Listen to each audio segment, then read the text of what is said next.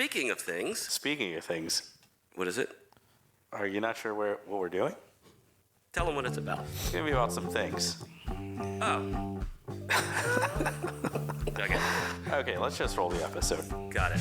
Coming to you live from a recorded sound machine called a computer. In your face. Here it is. Listen to this. That's how you start a show. Welcome, there. Dave. Boom. That's how you know you're listening to Speaking of Things. We're drinking, and hopefully you are too. The more we drink, the better we sound. That's what we should start saying. I've never said that before. That's a saying. We can patent that. Yeah. Coin it, patent it, whatever. So for those that have been following the pod ship. Pod ship. Ooh, we just hop aboard the pod ship, baby. Hop aboard the pod ship with the rest of the thingies. Get your sweet ass on that pod ship. Crawl up in there. Get on that ship.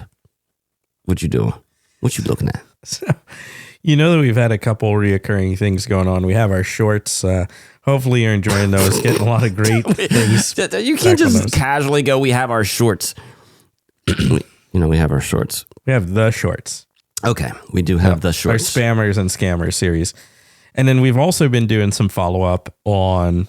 Or not follow-up. We have a reoccurring... follow-up. I don't know. I don't know it's all the technical language. It's a continuing thing. It's a theme. Look, some of these topics cannot be encapsulated in... Look at that word. Encapsulated into one viewing of our pod. Okay? Sometimes, you marinate something. Like if you got something in teriyaki sauce. Much like the Challenger. Or the pterodactyl sauce. Same thing. You totally missed that. I did. Yeah. That's a shame. You said cannot be encapsulated. I said, know. Like the Challenger. Words. Why? It just hit you. Why do you do that? Why? Okay. All right. Before we get shut down permanently. Sorry to the astronauts. Are you? So we've had this discussion. It stemmed from just sort of a brief aside with a good friend who said how she thought it would be great to mummify herself in a hug pose and stand in her son's living room. I guess with the hopes that her son, at some point during the day would just walk up and give old mummy mom a hug, which a little creepy. So we reached out. We did. They haven't responded. Who's they? Summon. Summon is the service for mummification. Maybe, perhaps we think a cult. No, that is hearsay, my friend. We're going to try and get them on the podcast at some point, but just because they haven't responded doesn't mean we haven't stopped thinking about the mummification process and been thinking about mummification, been watching a lot on the YouTubes and the Hulu about mummification. Deep dive. It's called research. Yes. Should it be called research? Because we never did it in the first place. Shouldn't it just be called search? It's just straight up search. Yeah, we're just doing search. Did you search that? Yeah. Well, actually, now I'm researching it.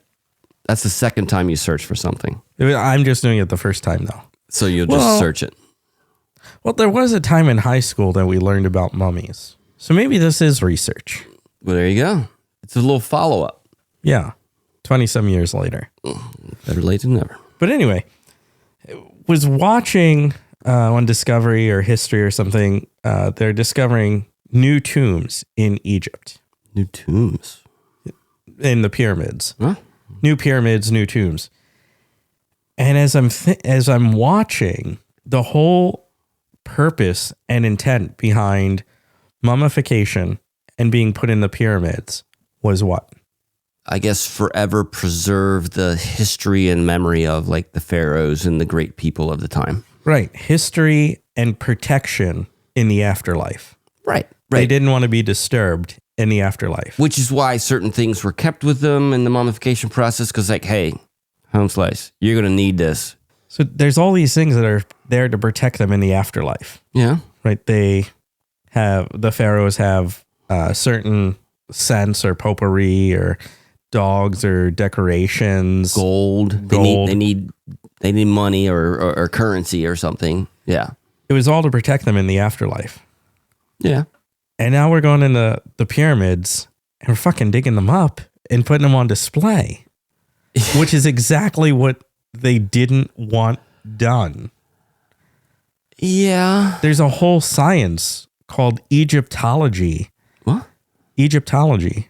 That's a science. Look it up. Egyptology. Yeah. That is basically dedicated to digging up tombs and pyramids so that we know about ancient Egypt. But the pharaohs didn't want us to know about ancient Egypt. What? Why wouldn't they want to know? Because they have all these things that they're being buried with to protect them. Maybe I am getting lost in this journey. I think you are. Like, they didn't want to be disturbed. That's why they're in the pyramids in these very, very difficult places to get to. So that was like the official leave me the F alone Yes. statement. So Egyptology is not a single discipline, but a branch of area studies. Egyptologists, I can't even say the word, study all the aspects of ancient Egypt that they can across periods. They work from any perspective. So what are you getting at with this? I'm getting at that Egyptology should not be a thing. Like, What? we're disturbing the pharaohs of the past that wanted to be left alone. Like, they took all these crazy, or maybe not crazy, measures to be preserved and entombed and left alone. But isn't it humanity's right to ruin everything? So 6,000 years from now, people can just dig down 6 feet and dig us all up to see what sort of sarcophagi we were in? I think so. Yeah. Yeah. Oh, fuck it. I'm not dying.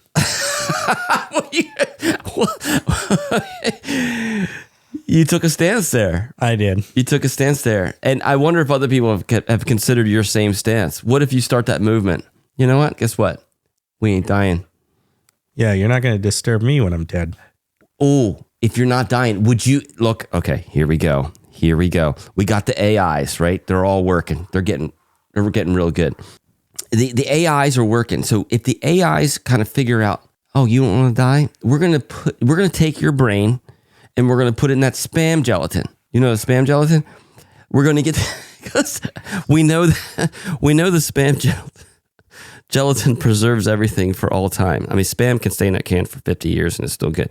So we take your brain out because you've decided, guess what? Guess what ain't happening?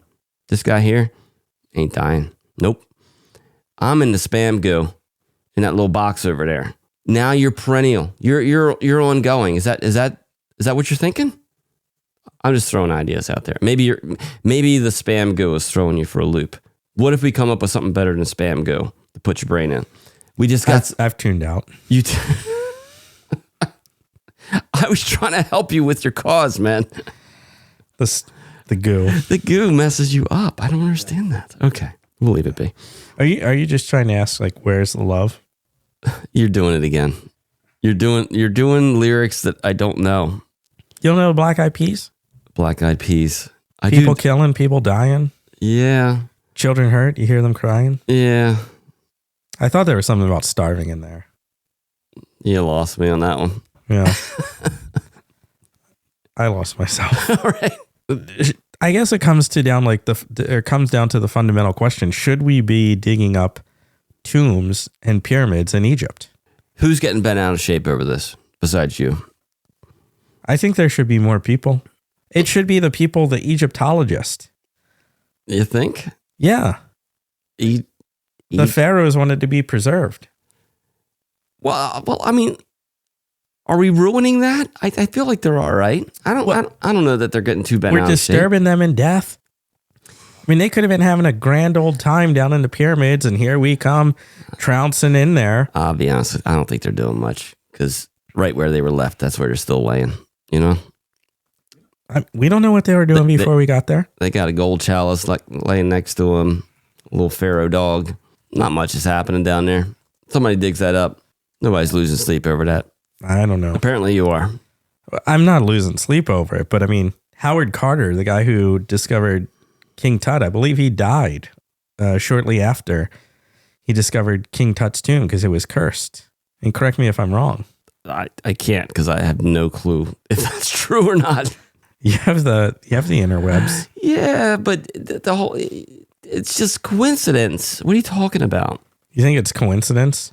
You think they put all these things around their tomb? Yeah. And then they're discovered and people start dying? So far, you've mentioned one guy. Well, he's the first guy. It's just feeling a little conspiracy laney kind of ish to me. I actually died from Hodgkin's disease. Maybe it wasn't that weird.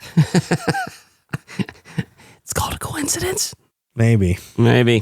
But still, like these people just want to be left alone.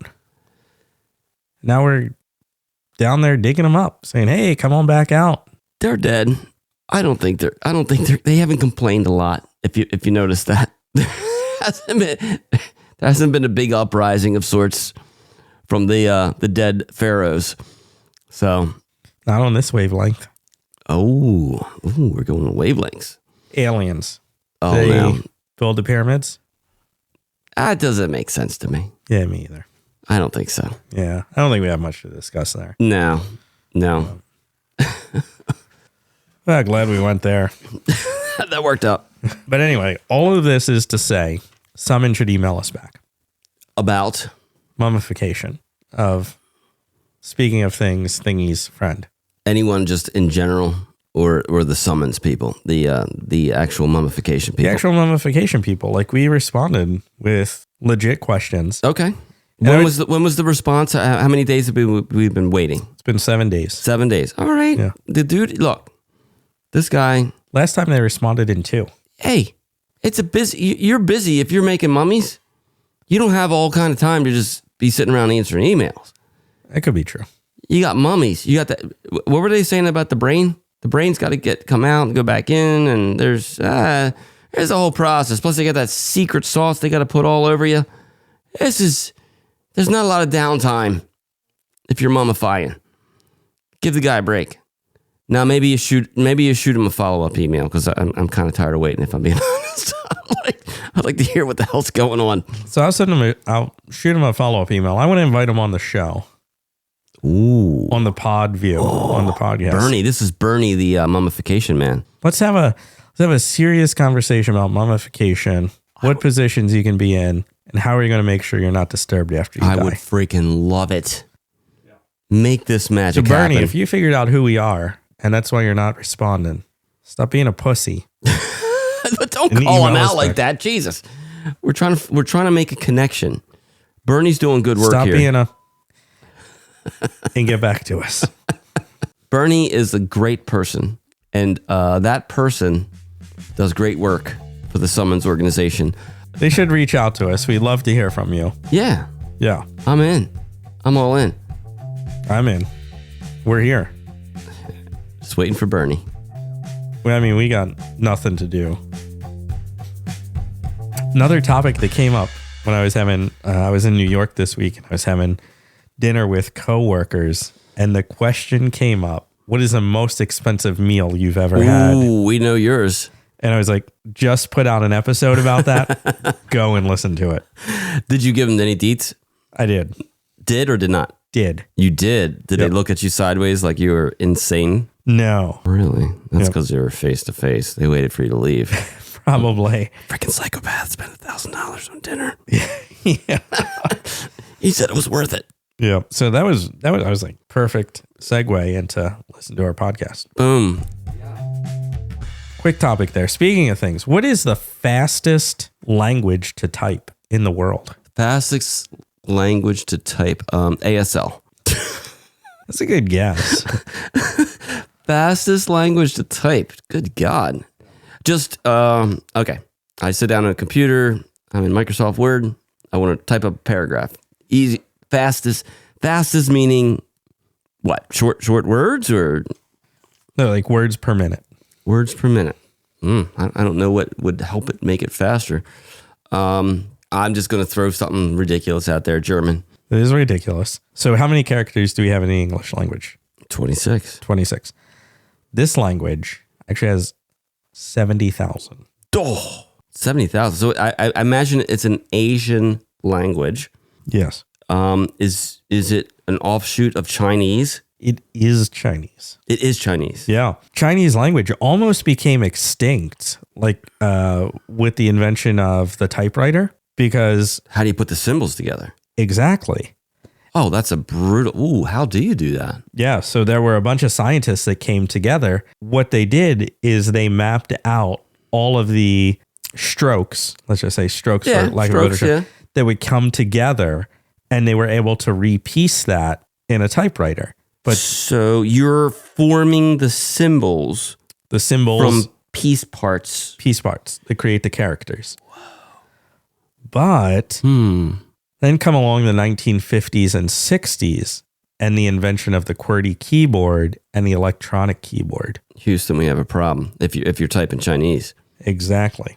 And so there was one guy in the 60s and 70s who converted the QWERTY keyboard. I think it took like 7 years to get all of the Chinese characters onto all of the keys on a keyboard. And at one point, the Chinese language, the characters itself, was very close to becoming an extinct language in the 60s and 70s.